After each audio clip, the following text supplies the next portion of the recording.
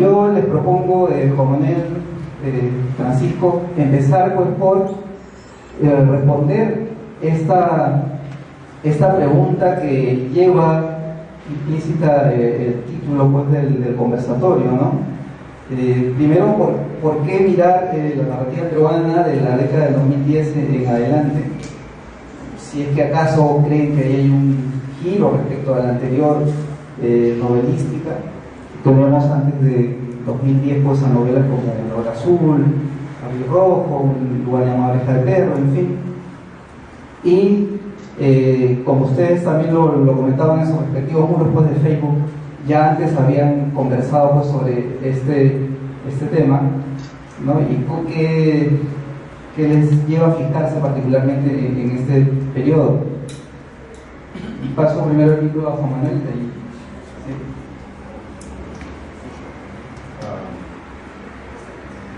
Ok, buenas noches a todos. Gracias por venir a este hermoso espacio de la literatura peruana. Es un gusto tenernos, un gusto caminar hacia aquí, adentrarnos, ver que hay gente que se congrega en torno a estos temas, ¿no?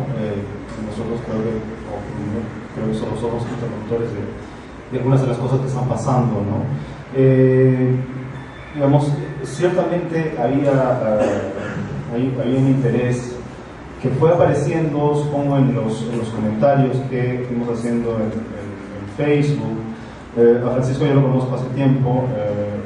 Francisco conoce a la mayoría de la literatura peruana gracias a un portal Porta 9, que en algún momento Francisco se dedicó a entrevistar a escritores notables y también a quienes dábamos nuestros primeros pasos, lo cual siempre vamos a agradecer.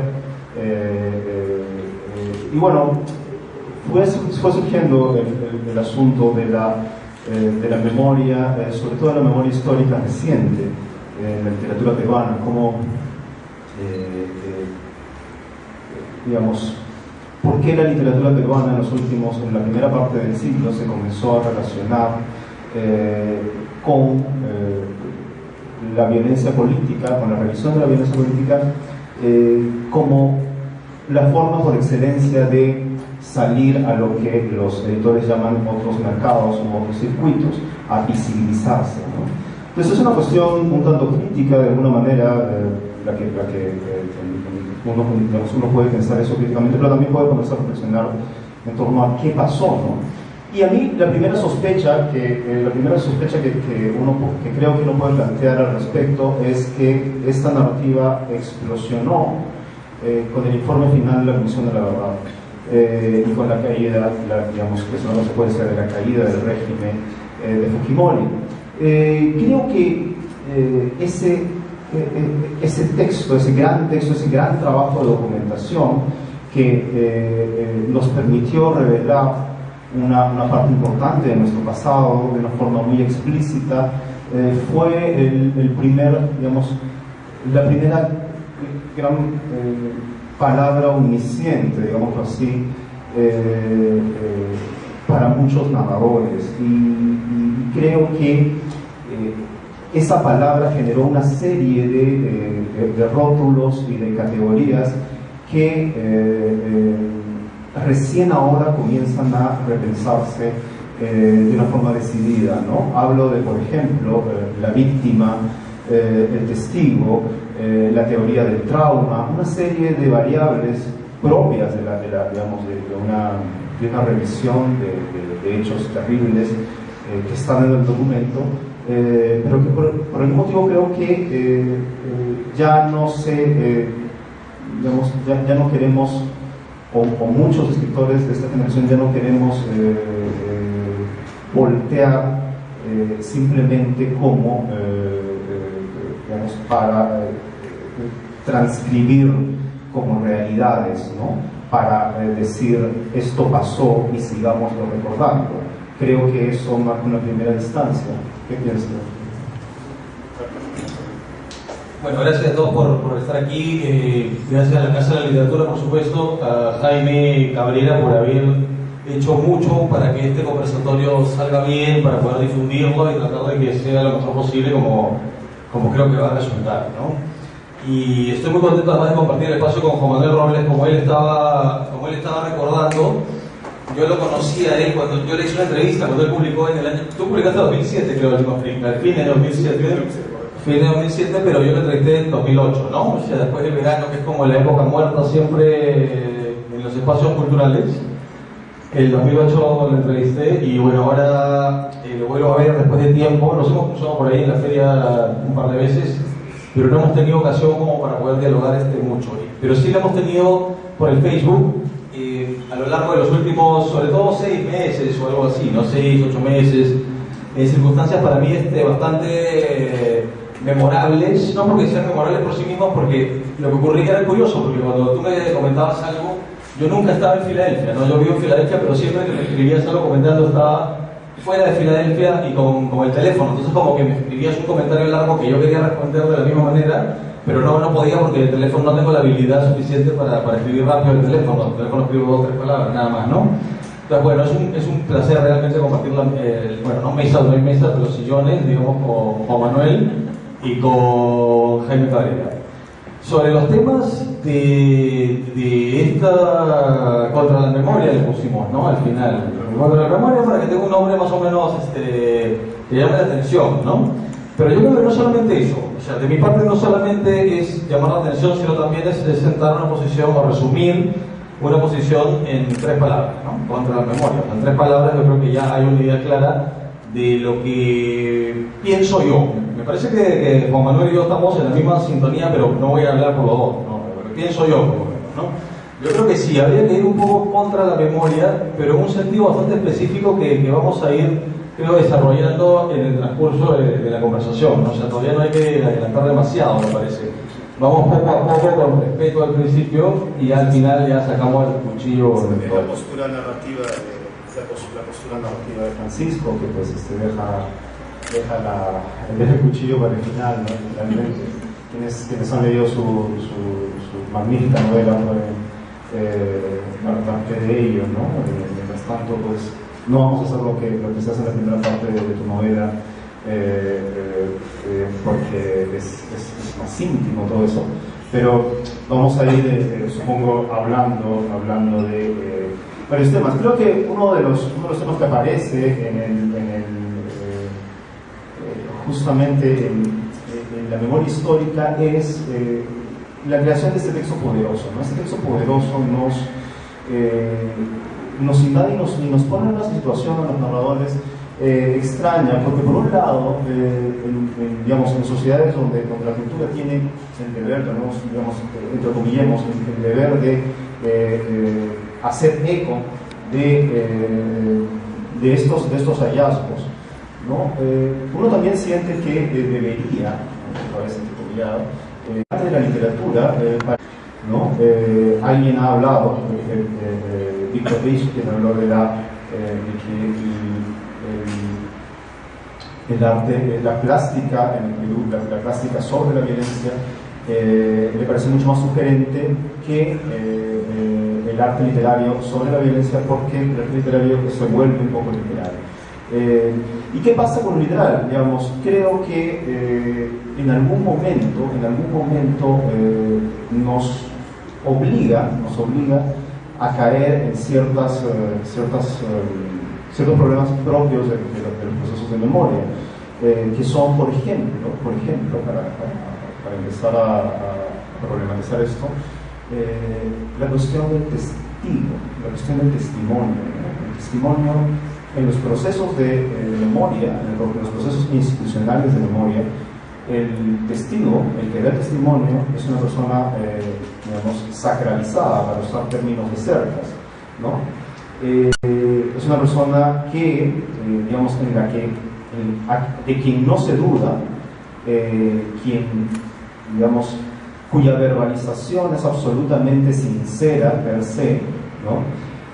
Y de alguna manera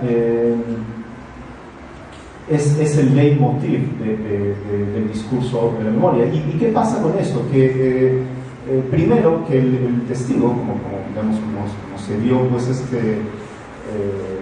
ciertos análisis después del Holocausto, pues el testigo tiene el problema fundamental de que cuanto más auténtico es su vivencia, menos fácil le resulta elaborar un discurso.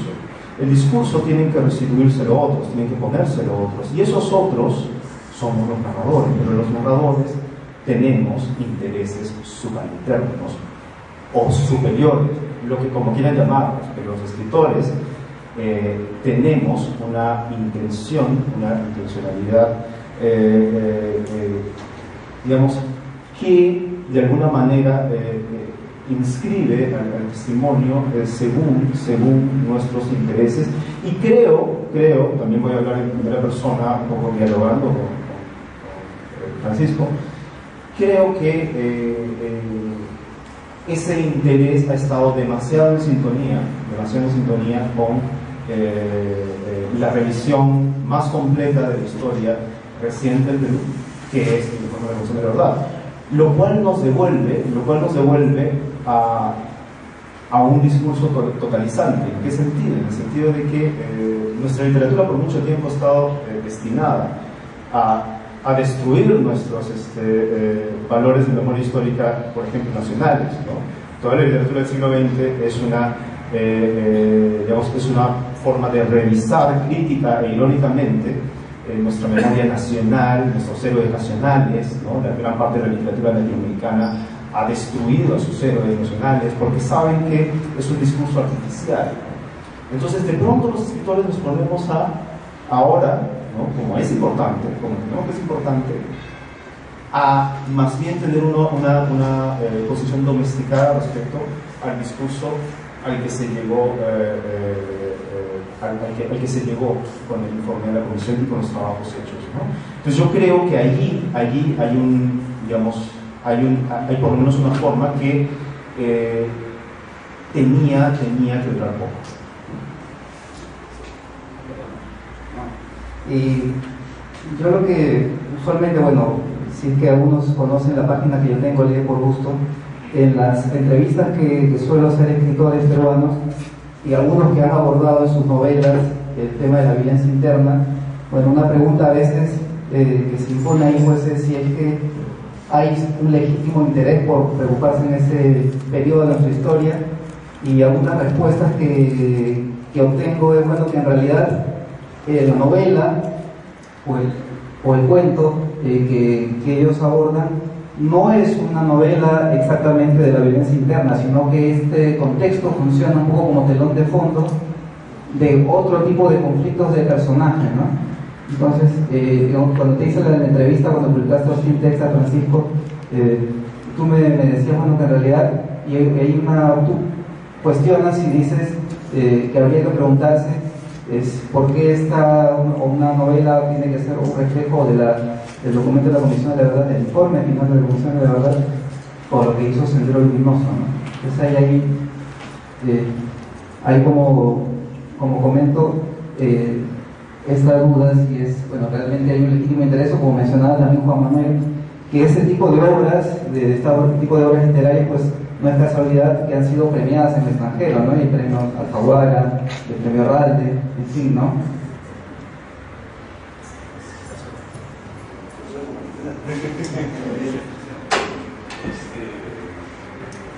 Bueno, lo que Jaime está mencionando ahora me parece que es el punto de partida para algo que quisiera ya como empezar a desarrollar un poco, ¿no?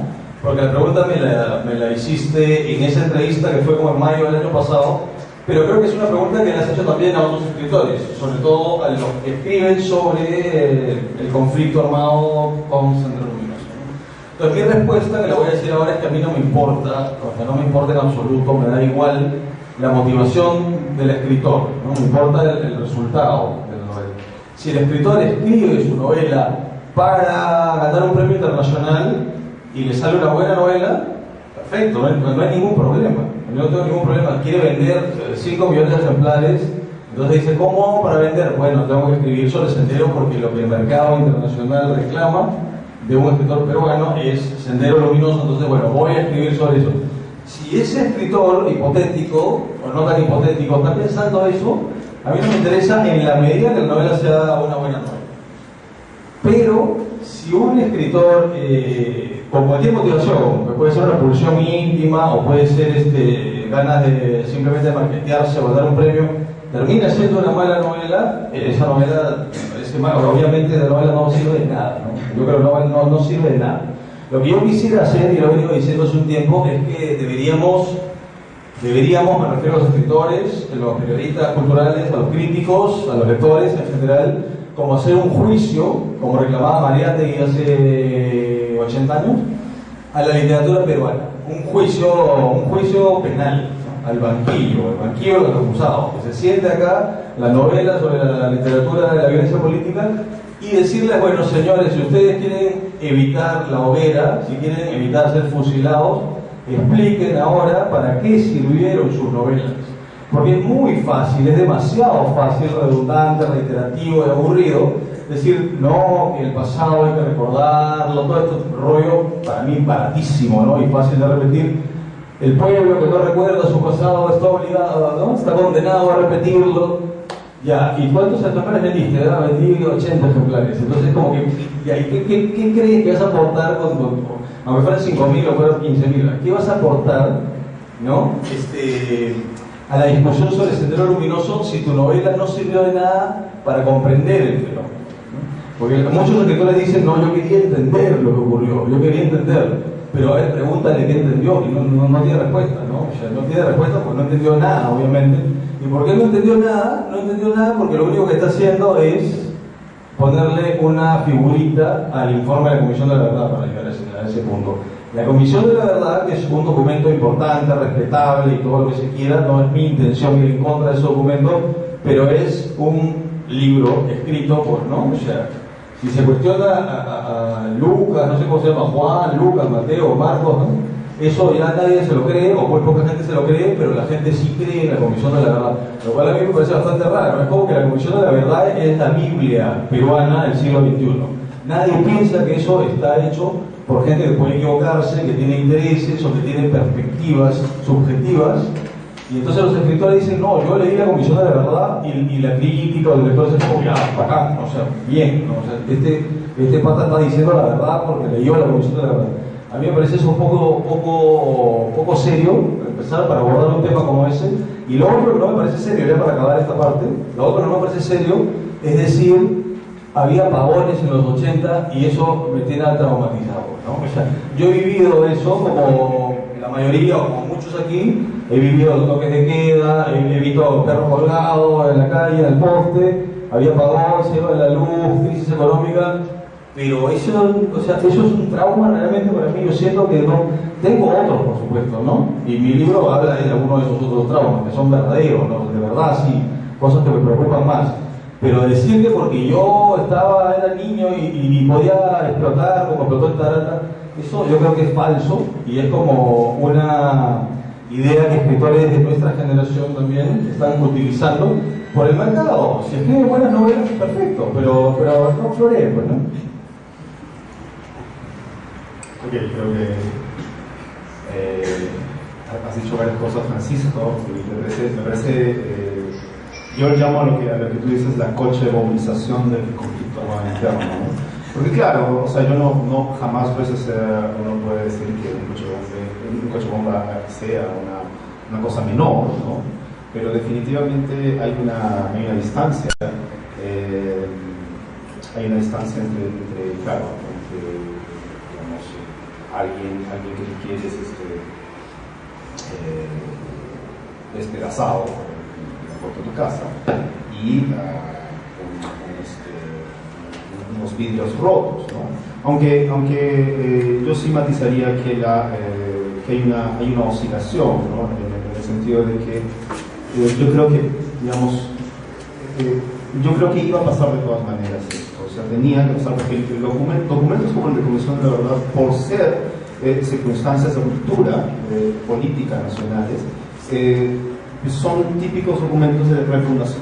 Entonces ahí volvemos de alguna manera a ser pues, casi premodernos, en el sentido de, sí, pues eso es la Biblia. O sea, digamos, tú lo has dicho con un poco de poco de crítica, yo lo digo un poco más pausadamente, sí, pues de alguna manera se hacen ese tipo de documentos para que la gente pueda acudir a ellos y ver la verdad, no por gusto contratas miles de personas. Miles de personas son una forma de alguna manera controlar el nivel de verdad de algo, ¿no? Entonces yo creo que esos escritores, digamos, esas narrativas iban a aparecer de todas maneras. Yo creo que es interesante ver cómo en esas narrativas la lejanía tiene que plantearse en algún momento incluso de la trama, ¿no? El libro La Hora Azul de Alonso Cueto, el personaje principal, en algún momento cuando se da cuenta, bueno, ya a esas alturas pues spoiler alert sobre libros, podemos saltarnos los spoiler alert sobre estos libros, ¿no? Pero cuando se entera pues que su padre ha hecho estas cosas horribles como militar, ¿no? Y trata de acercarse a la víctima, ¿no? En un momento en que ya se da el descubrimiento, pues tiene que confirmar esa lejanía, ¿no? Y creo que es algo que también muchos escritores te han dicho, bueno, al final pues yo como escritor limeño no sé nada, solo sé que no sé nada, pero sí sé que Sendero Luminoso es un tema que es importante. Ahora, eso también nos ha llevado a cierta exotización. Creo que coincido contigo en que, claro, y creo que es un punto interesante, ¿no? La memoria individual, ¿no? La memoria individual. Tú dijiste hace un momento, tengo otros traumas, ¿no? Y creo que una de las cosas que a mí me parece que interesante de tu novela, y de novelas como la tuya que pueden hacerse en esta época, es que a través de la memoria individual, a través de la historia individual además, que es memoria vicaria, como dicen los estudiosos, a través de eso tú sientes al Perú. Yo diría que tu novela es peruana, yo diría que tu novela es una novela a través de la historia, digamos, de oportunidades perdidas,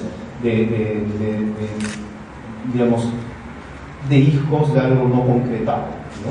Y si no voy a hacer un spoiler, sí voy a hacer un spoiler de la novela de Francisco, mejor dicho, no voy a quemárselas porque esa novela pues todavía ha salido recién hace 2 años, así que vamos a leerla. Pero sí, es otra de las cosas con las que hemos estado, de las que hemos estado conversando, ¿no?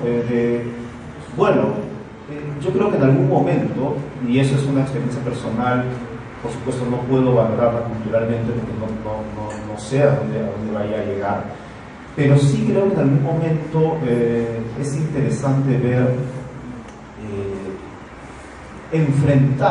es interesante para los narradores enfrentar el hecho de que no tienes un trauma respecto de la guerra. No tienes un trauma respecto de la guerra, no busques donde no hay. Creo que esa búsqueda te lleva a un tipo de honestidad que puede ser interesante en términos estéticos, ¿no? Esa búsqueda, y creo que esa búsqueda además está relacionada con un descubrimiento que para mí fue fundamental, que no es un descubrimiento, ¿no? Sino el hecho de que la memoria es el proceso más irregular, imperfecto y distorsionador que existe, ¿no? Me encanta el término ese de cochebombización de la literatura peruana, ¿no? Se puede entender como una extrapolación de lo que Marx llamaba el topo, ¿no? Me parece que ese es el punto clave, esa es la imagen clave de lo que estamos conversando. Es un núcleo como para hablarlo un buen rato, ¿no? O sea, se tiende a suponer de que los momentos del coche bomba, en tus términos, el momento de la violencia visible, grande, espectacular, ¿no? El Tarata, por decir algo como estereotipado, como el 11 de septiembre para la política internacional, son como los momentos donde ocurre algo, pero son los momentos en los cuales Marx había anticipado ya, es cuando el topo sale de sus túneles.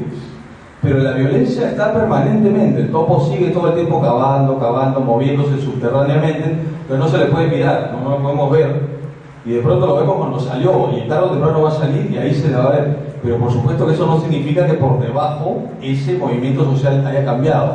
Entonces, ese es uno de los errores que yo detecto en la literatura sobre Sendero Luminoso.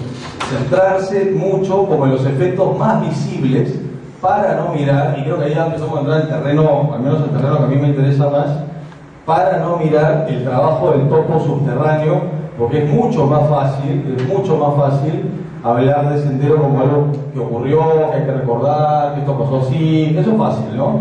O sea, ¿quién se va a poner a decir que es criminal, no debe morir más gente inocente, ¿no? O sea, esto no tiene que volver? Eso es fácil, o sea, ¿quién puede decir no? Lo otro que es mucho más complicado es acercarse al túnel del topo, ¿no? O sea, ver qué es lo que está ocurriendo ahora mismo, en este mismo instante, y que nosotros no somos capaces de percibir. Ese es el primer comentario. El otro muy chiquito que tiene que ver con yo no quería hablar de mi novela, pero había hecho algo muy breve, ¿no? Si mi novela es peruana o no, sí, es peruana, y yo reafirmo y me gusta y quiero que sea peruana, a pesar del título es joder un poco, pues, ¿no? O sea, esa literatura de Sendero, ¿no? O sea, Ayacú, oreja de perro, no sé, no, hostia, ¿no? Entonces es como una especie de posición frente a eso, pero es peruana, por supuesto, porque mi mirada es peruana. Entonces yo creo que lo que deberíamos hacer, lo que me gustaría hacer como generación, es construir una literatura con una mirada peruana, que no la quiero evitar, pero que a partir de esa mirada peruana podamos hablar de cualquier cosa y no de lo que nos impongan los supuestos traumas, y mucho menos en el mercado internacional.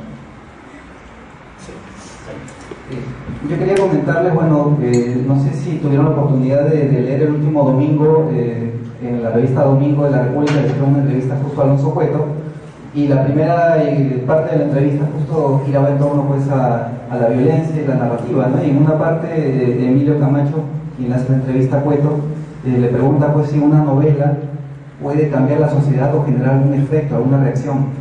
Y Cueto le responde pues que tenía dudas, que creía que no era posible. Sin embargo menciona pues como un caso la cabaña del tío Tom, como no, en el momento que se empieza a pensar o ya vivenciar a través de la ficción pues la inequidad contra la minoría negra en Estados Unidos, ¿no? En ese sentido, bueno, tú hablabas, Francisco, hace un rato pues de poner en este juicio penal a la narrativa peruana de la violencia, y quería preguntarles a ambos si es que no sé, si podemos hacer un balance, no sé, o por lo menos señalar si es que la manera de reflejar el pasado en la narrativa peruana, cómo ha ido cambiando. Si no sé, estamos pensando en 2010 por el título del evento, pero no sé si podríamos rápidamente ver eso. ¿En qué sentido también? La forma de reflejar el pasado, ¿no? ¿De qué manera? Bueno, no, definitivamente hay matices, y creo que hay una gran diferencia, por ejemplo, entre las novelas. Digamos, estaremos de acuerdo en que las novelas emblemáticas de la violencia política de la década pasada son Abril Rojo y La Hora Azul. Podemos estar de acuerdo en eso. Creo que yo sí creo que hay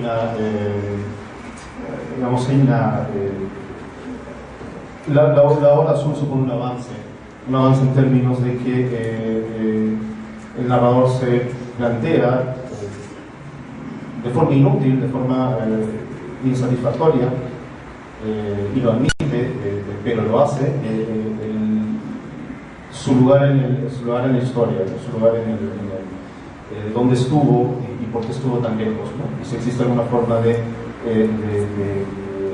reparar esa lejanía, no puede, o sea, termina siendo un limeño que ayuda, da dádivas a quien su padre odió, ¿no?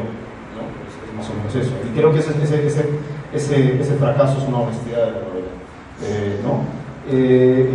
Me parece que, mira, a mí me gustan particularmente, no me parecen obras que estén hechas para perdurar, términos así tan grandes, pero sí me gusta lo que han hecho, por ejemplo, Alejandro Neira y Dani Salvatierra. ¿En qué sentido? En el sentido de que ellos toman el tema de Sendero Luminoso, pero lo toman de una forma paródica, digamos, caricaturesca, muy divertida, en el sentido de, bueno, Alejandro Neira nos plantea la historia de un espía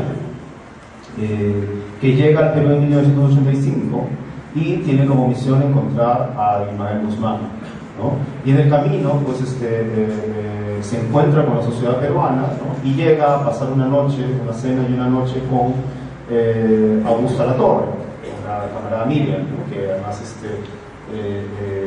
cede a sus encantos y escucha atentamente cuál es el plan, ¿no? Me parece que, digamos, o sea, como les digo, ¿no? Digamos, es una historia, el mismo Alejandro Leira lo dice, ¿no? Es una novela paródica, pero me parece que ese tipo ese tipo de acercamientos superficiales, digamos, creo que tienen la dignidad de no hablar de un trauma digamos, que no se conoce, ¿no? Y por otro lado, es una novela de Dani Salvatierra, Eléctrico Ardor, que habla de bueno, el movimiento de ficción se llama Eléctrico Ardor, que es Sendero Luminoso, ¿no? Y este es un viejo camarada que está encerrado, escondido, se ha quedado escondido hasta el año 2004 en una casa, ¿no? Entonces sigue operando una red de ayuda, ¿no? Le da comida, lo abastece, pero al frente suyo viene a instalarse un niño bello, además en una silla de ruedas. El tipo es pedófilo y comienza a observarlo. Y un día lo ve con la camiseta, ¿no? Con una camiseta del presidente González, ¿no? O sea, el camarada Asmodeo en la novela, ¿no? Entonces, ese chico está con la camiseta y él no soporta esa frivolización de la memoria, ¿no? ¿Cómo es posible, no? Entonces se acerca a él y le dice, ¿no? ¿Tú sabes quién es él? Y el niño le responde, sí, claro, es el camarada modelo. Entonces, ese juego también me parece bastante, digamos, es un poco admitir que finalmente esto es iconografía pop, es souvenir. Me parece súper potente en ese sentido, ¿no? Para responder tu pregunta, tampoco es que haya leído yo tanto de las literaturas de la memoria, pero va por ahí, ¿no? Iba a comentar algo sobre hasta que me acuerdo. Sí, yo trae dos cositas así, tratar de ser rápido. Una sobre tu comentario juvenil y el otro sobre lo que estaba diciendo sobre tu pregunta y el otro eso, yo te leí la novela de Dani Salvatierra, pero a partir de lo que cuentas, yo creo que es una novela que tengo que leer. Definitivamente es una novela que tengo que leer porque me interesa mucho este tema, ¿no? Que es algo que me ha ocurrido con Che Guevara, por ejemplo, con mucha gente. Y hay gente que lo ha analizado el proceso de no sé cómo se puede la palabra, cuando le quitan las armas, ¿cómo se dice? Desarmar, pero desarmar suena a otra cosa, ¿no? Quitar las armas, ¿no? Desarmar en ese sentido, de quitar las armas. Sí, para quitarle literalmente, ¿no? Entonces, como la imagen de Che Guevara supuestamente mirando el futuro, ¿no? De hecho, iba a comentarte, para que veamos justamente en ese sentido, cuando me puse a analizar ese pasaje, que es un pasaje interesantísimo, en el que discuten este camarada y el niño, ¿no? Sobre esta especie de frivolización. Y yo decía, digamos, claro, tenemos dos modelos de memoria de un pasado terrible que han asumido distinto esto. La Alemania nazi ha quemado todos sus empeños. Tú hoy día en Lima, Perú, no puedes andar con una esvástica, no puedes andar con un águila. Existen razones poderosas para eso. Eso no está funcionando, estoy hablando igual, pero bueno. Sí. Y por otro lado está el modelo del comunismo, digamos, de los viejos comunismos, que es un poco el que me ha tocado explorar a mí, que es que sí generan, después de 25 años de la caída del muro, después de 20 años, generan una memoria, una memorabilia que se vuelve cool, que se vuelve interesante, ¿no? Que se vuelve es un valor agregado, ¿no? Mira, mi novela, para ser mínimamente autorreferencial aquí, habla sobre un pasado en el cual yo fui pionero cubano, ¿no? O sea, yo estudié bajo los preceptos de la Revolución Cubana durante 4 años de mi vida. Entonces, un poco en algún momento el personaje, digamos, que es el que vive esto, pues encuentra los objetos, la pañoleta, ¿no? Y esos emblemas valen. O sea, todo el mundo los ve como algo re cool, ¿no? Y es un poco una reflexión en parte sobre eso. Y yo creo que ha pasado eso. Por ejemplo, en el caso específico de Abimael, cuando yo me puse a pensar en una camiseta sobre Abimael, como tú dices, al que le chupan las energías, digámoslo así, yo diría, ese momento, el momento de una camiseta de Abimael, es más terrible de pensar, es tan terrible de pensar, o no, ¿no? O sea, ¿cómo es más inofensivo Abimael? ¿Como el monstruo negado, ¿no? Como el monstruo inmencionable, o como esta figurita, ¿no? Y me inclino a pensar que es más inofensivo como esta figurita, ¿no? Pero claro, no diría esto en términos políticos, ¿no? Probablemente si estuviera en mi posición de decidir algo sobre esto, decidiría conservadoramente, pero me parece una pregunta, ¿no? Yo estoy de acuerdo contigo, ¿no? No en términos políticos, como dice, pero en términos simbólicos también siendo términos políticos, ¿no? Pero entonces, en el caso de lo que, bueno, tomar el otra eso de Guevara, o sea, yo quería como recordar muy brevemente el paralelo con Jesús, ¿no? Con Jesucristo, que ha pasado algo. Es un tema que yo no domino, no es mi especialidad en absoluto, pero estoy como muy interesado en saber sobre las actividades revolucionarias de Jesús. Hay gente que piensa que Jesús fue un revolucionario literal, ¿no? Pero con armas, ¿no? O sea, dispara, con todo, ¿no? Pero que después ya la historia lo fue escribiendo de otra manera y terminó siendo como una especie de Bob Marley, no sé, como un difusor del amor y la paz, que es lo que ocurrió más o menos como con el Che Guevara, ¿no? O sea, en un momento está como un guerrillero. Ahora, si eso está bien, mal, pues es otra discusión que no vamos a entrar. El último ejemplo de eso es Mandela. Mandela es el último. Sí, exactamente. Pero en un momento como que lo desarman y ya termina convertido en otra cosa, como un símbolo no de violencia, como debería ser o como era originalmente, no de violencia, y la violencia es importante, ¿no? Ese es otro tema que también habría que pensar. Otro tema, a mí no me gusta mucho la teoría postcolonial, de hecho la detesto, pero me gusta algunas ideas de Frantz Fanon, ¿no? Y una de las cosas que dice Frantz Fanon que a mí me parece muy interesante es que por qué la violencia es buena. Y la violencia como muy cruel es buena porque es la única manera o el único mecanismo a través del cual el dominado puede ser por un momento dominante. La única forma que tiene el dominado de poder hacer lo que quiere con el que lo está dominando por siglos es a través de la violencia, no de otra manera. Entonces tendría un valor implícito. Eso es una cosa que quería decir. Lo otro, para responder la pregunta de Jaime y seguir conversando sobre si ha cambiado o no ha cambiado, mi respuesta en una palabra es no ha cambiado la forma de abordarse la comprensión de ese terreno luminoso, no ha cambiado, y no ha cambiado porque seguimos por ser un escritor peruano, pero en realidad no tengo por qué autoflagelarme, ¿no?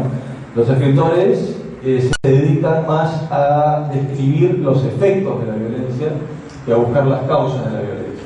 Y escribir los efectos de la violencia es fácil. O sea, ahorita nos sentamos acá y escribimos 50 páginas de una violación, de una cortada de mano, de una parte por la víctima. Es fácil escribir el efecto de la violencia. ¿Esa literatura es útil? Creo que es una pregunta que habría que plantearse. La realmente útil sería ver cómo surge eso, de dónde viene eso, y cómo está hoy, ¿no? Hoy, que no estoy en mi mejor momento, no yo, sino el país, como nunca lo he estado seguramente, cómo en ese momento está ocurriendo todavía esa violencia que va a originar la salida del topo o la cochebominización, como estábamos diciendo hace un rato, ¿no?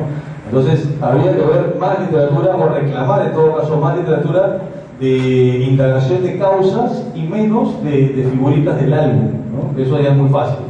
Lo hacemos cualquiera, la hace, es fácil.